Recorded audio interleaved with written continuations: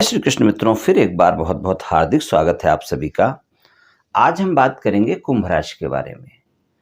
कुंभ राशि के बारे में चर्चा करेंगे, यानी राहु और केतु का जो राशि परिवर्तन हो रहा है 12 अप्रैल को, उसके क्या परिणाम मिलेंगे कुंभ राशि वालों को, इस बारे में चर्चा करेंगे। और ये कुंभ राशि वालों का राशिफल चंद्र राशि पर आधारित है, यानी मून साइन पर। जिन लोगों को अपनी राशि नहीं पता है वो अपनी जन्म कुंडली में ये देख लें कि चंद्रमा उनकी किस राशि में है। जिस राशि में चंद्रमा है वही उनकी राशि है। और जिनके पास जन्म कुंडली नहीं है वो अपने नाम के पहले अक्षर से अपनी नाम राशि जान सकते हैं और ये राशिफल अपनी नाम राशि से देख व सुन सकते हैं। तो चलिए मित्रों, शुरू करते हैं। जान लेते हैं कि राहु केतु का राशि परिवर्तन होगा तो कुंभ राशि वालों पर इसके क्या प्रभाव पड़ेंगे। तो ये राशि परिवर्तन राहु और केतु का 12 अप्रैल को होगा। और केतु जो है तुला राशि में गोचर प्रारंभ करेंगे, वृश्चिक राशि से निकल कर आएंगे, और राहु जो है वृषभ राशि से निकलकर मेष राशि में अपना गोचर प्रारंभ करेंगे।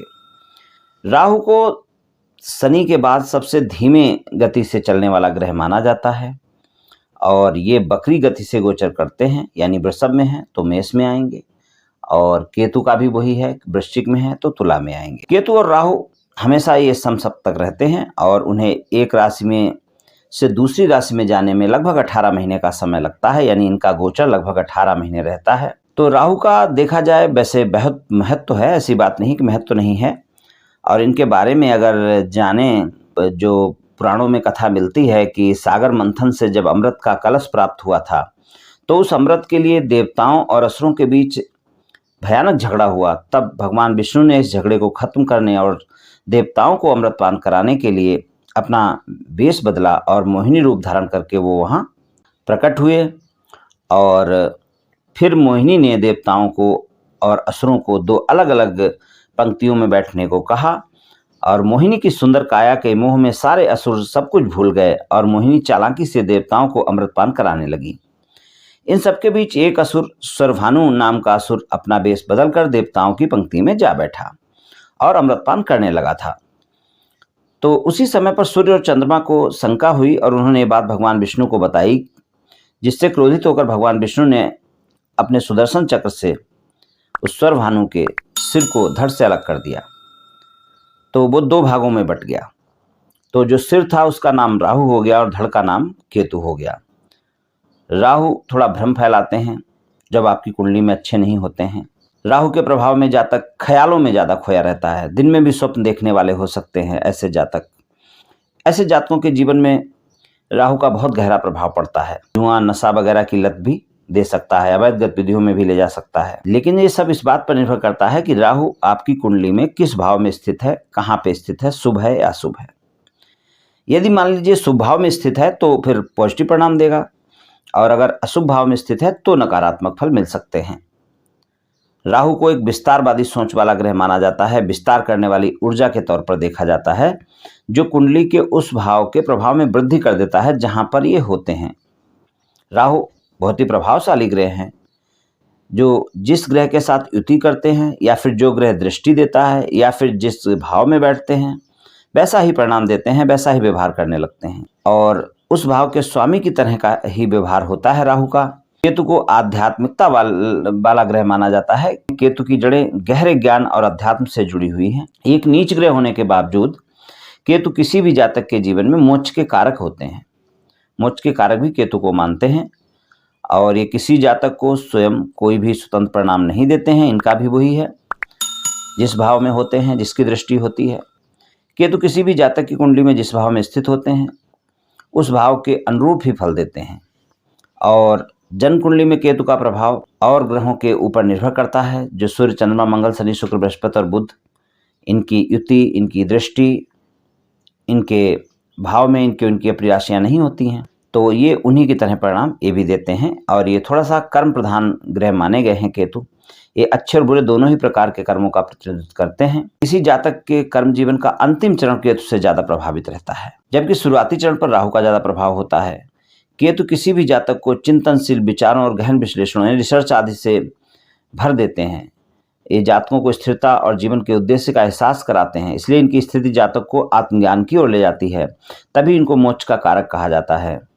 लेकिन कभी कभी अगर ये शुभ स्थिति में ना हो तो जातकों में भ्रम भी खूब पैदा कर देते हैं। तो इनके गोचर में क्या परिणाम मिलेंगे? अभी तो राहु केतु के बारे में हमने जाना।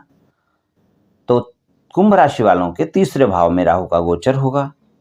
राहु आपके तीसरे भाव में गोचर करेंगे। इस समय आप में आत्मविश्वास बढ़ेगा, इच्छा शक्ति बढ़ेगी, ऊर्जावान बहुत रहेंगे।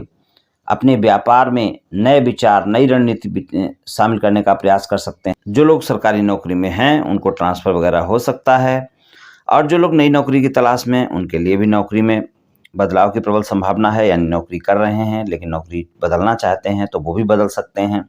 ये 18 महीने कुछ इस तरह के होंगे। छोटी यात्राओं के लिए समय अनुकूल रहेगा और उन यात्राओं से आपको लाभ भी मिलेगा। आपको अपने भाई बहनों और दोस्तों से बात करते समय थोड़ा वाणी पर संयम रखने की जरूरत होगी, क्योंकि आपकी वाणी थोड़ी इस समय पर बिगड़ सकती है। थोड़ा आक्रामक हो सकते हैं आप। ये आपके संबंधों में मतभेद ला सकते हैं। प्रेम संबंधों में भी इस बात को ध्यान रखना होगा। और इन 18 महीनों में आप यात्राएं कर सकते हैं। अपने दोस्तों और सहयोगियों से मिलने की योजना भी बना सकते हैं। अपने स्वास्थ्य को लेकर कोई नया प्रोग्राम सेट कर सकते हैं। स्वास्थ्य को लेकर थोड़ा सजग रहेंगे, और आप जैसे जिम वगैरह है, योग वगैरह है, इसमें शामिल हो सकते हैं। तो इस तरह के परिणाम देखने को मिलेंगे। पिता से बातचीत करते वक्त अपने व्यवहार में, अपनी वाणी में संयम रखें। गुरु से बातचीत करते वक्त अपनी वाणी में संयम रखें। इस बातों का ध्यान रखना पड़ेगा आपको। बाकी आप ऊर्जावान बहुत रहेंगे 18 महीनों में, और आपको कुल मिलाकर तीसरे भाव में राहु का गोचर है तो इसके परिणाम अच्छे ही मिलेंगे, सामान्य से बेहतर ही रहेंगे। और केतु जो है आपके 9वें भाव में गोचर कर रहे हैं, जो कि 9वां भाव पिता का भाव है, भाग्य का भाव है, धर्म का भाव है, गुरु का भाव है। ये समय आपको भाग्य के मामलों में थोड़ा सा संघर्ष के बाद ही सफलता मिलेगी। इसलिए आप ये ध्यान रखें कि इस समय अपनी मेहनत पर ज़्यादा भरोसा रखें। भाग्य से ज़्यादा मेहनत पर भरोसा रखें, तभी आपको लाभ मिलेगा। और आपके जो दादा दादी हैं उनको स्वास्थ्य संबंधी समस्याओं का सामना करना पड़ सकता है।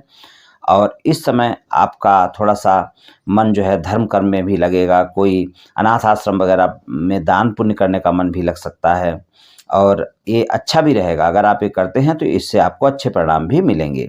इसके अलावा आप यात्रा करना पसंद करेंगे। यात्राएं तो इन 18 महीनों में आपकी जरूर होंगी, चाहे वो छोटी यात्राएं हों चाहे बड़ी यात्राएं हों, और तीर्थ यात्रा को लेकर भी होंगी, और व्यापार कारोबार या नौकरी को लेकर भी होंगी।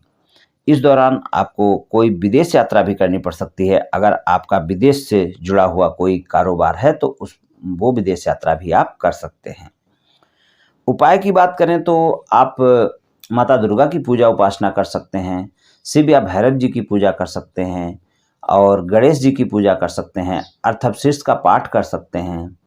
तो इनसे आपको लाभ मिलेगा। इनमें से आप जो भी कर सकें करें।